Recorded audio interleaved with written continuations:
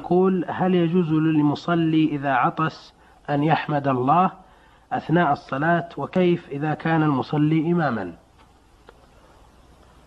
يجوز له أن يقول الحمد لله فيما بينه وبين نفسه ولا يرفعها. نعم. وإن لم يفعل فلا شيء عليه. نعم.